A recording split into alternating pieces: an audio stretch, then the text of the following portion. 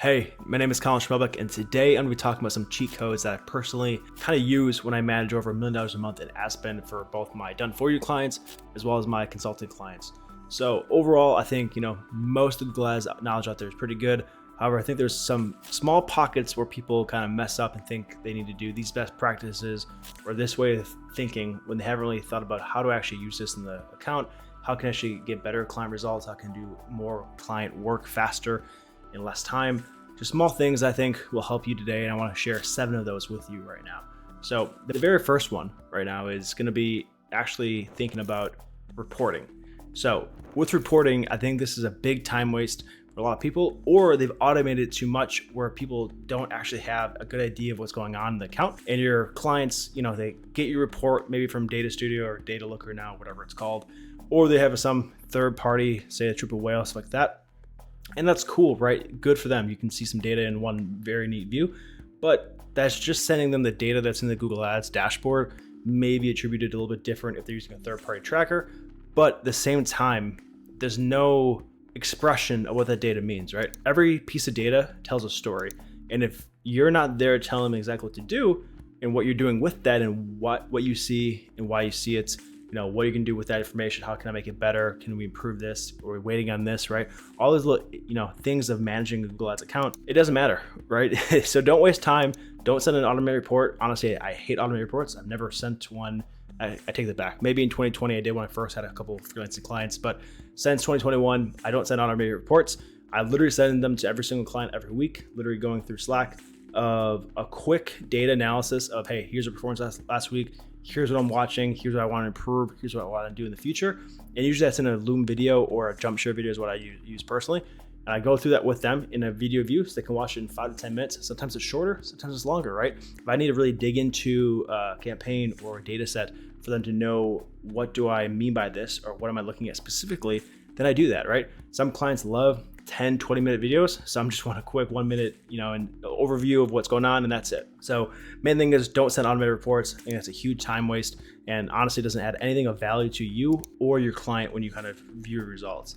Second thing is worrying about PMAX and brand. Honestly, this is a big topic in the community right now, which is how do you view branded search categories in PMAX?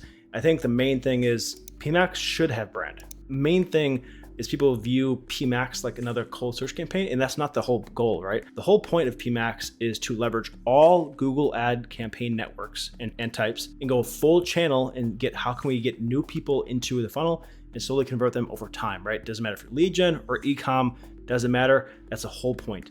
Now, if this is a cold search campaign and you're paying money to get cold searches and then you see brand, of course, that makes sense, exclude the brand. Unless you can literally show, hey, that brand search was an existing customer, or that brand search was an existing lead, and then you can see that over time, then yeah, of course, test having brand solutions in there, testing a new customer only campaign. But unless you cannot see that and you're just guessing, oh, this is a brand search. Why am I paying for brand searches? PMAX might be doing its job. It might be showing up on feed, the shopping feed could be on YouTube display, cold search with DSA components, right?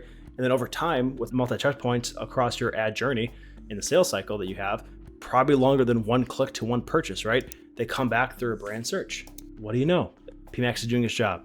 Don't fret about brand. Get over it. There's some certain instances where I'll agree, but most of the time, I think people just see a post on Twitter or think, oh, brand, that's bad. I should not be paying for brand. Maybe you should be. Think about it. Third one for the Google Ads cheat code number 3 is stop having sales calls. This is, a big time waste, especially if you have really good lead gen for your own agency, for your own clients. And sales calls are good, but at the same time, I'm not trying to sell anything on the very first call.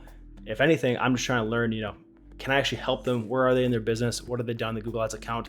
Is something I need to ask more about? Do I think I can help this person, right? And secondly, do we vibe? As more of a just relaxing environment, can I actually talk to this person? Do I like their energy? Can we actually sit down and talk and not be in a business sense all the time? I mean, those are the main 2 things. Then after that, I sell pretty much everything else through email. After that very first call, sometimes I get on a second call. Honestly, most of the time I don't, just because I think it's, what's the point if I send you a video / email of going over what I found out? Here's my prices, here's what I can do for you. If you have objections, handle it through email. If not, if you don't respond, whatever, more people out there, right? So stop having sales calls and selling the first call. Number 4 is don't touch the account. This one's a big one if you have very small clients and you've not set expectations correct. So overall in Google, it's not as touchy as Facebook. You want to be way more hands-off, but letting the algorithm do its thing and learn from the data it actually has. I highly recommend don't optimize or don't touch an account more than twice, maybe 3 times a week, depending on how much you're spending a day. You're spending 3 to 10 grand a day. Of course, you can touch it way more and kind of see, okay, we need so much data. Google can optimize way faster, right?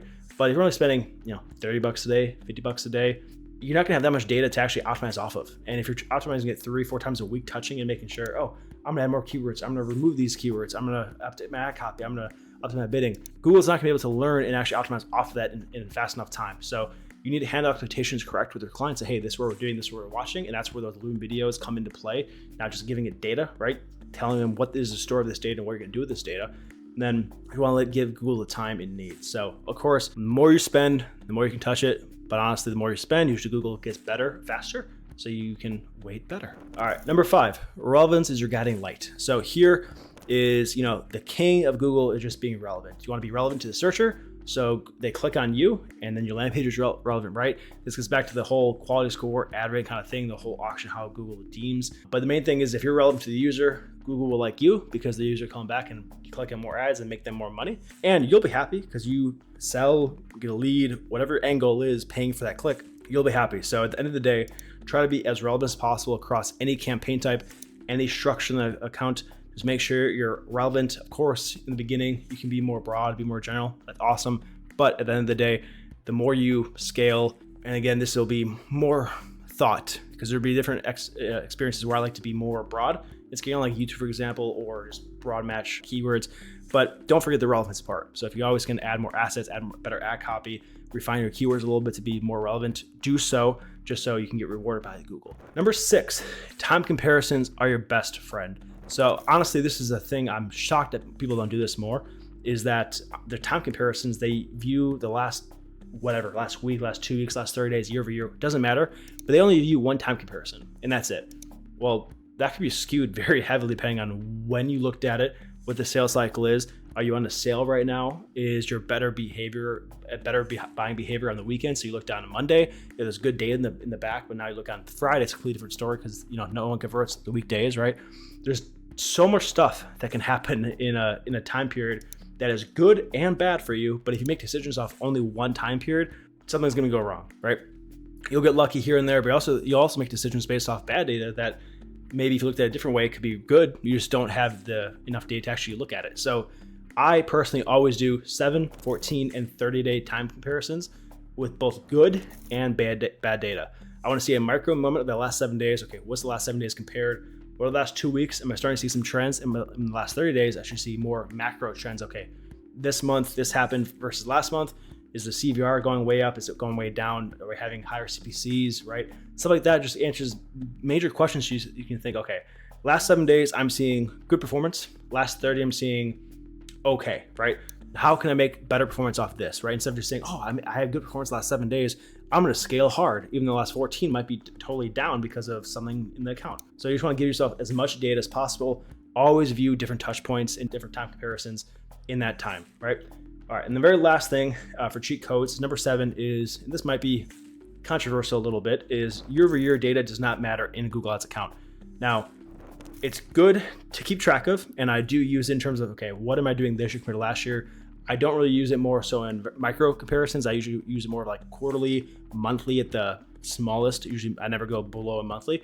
And that's just telling me, compared to last year, what's happening, but I don't take it at face value of, I'm way better or I'm way worse. That doesn't tell me anything, right? Because in terms of the Google Ads channel, everything could be different in a year, right? Could be different campaign types are available for you. Could be competitors are way more or way less than last year. Your buying behavior of your business is way different, like pre the whole success of 2020 versus post, what has changed, right? Could be your CPCs are way more or way less. Your conversion rate's way higher or way less, right? There's so much data that could be different just from a user behavior that's very hard to pinpoint on a Google Ads site. What is the main difference, right?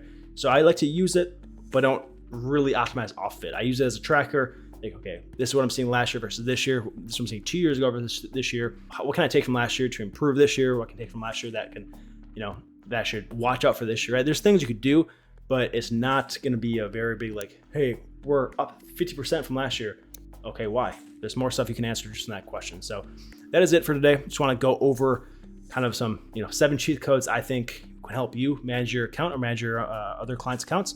If you liked it, awesome. If not, all good. Thank you. Bye.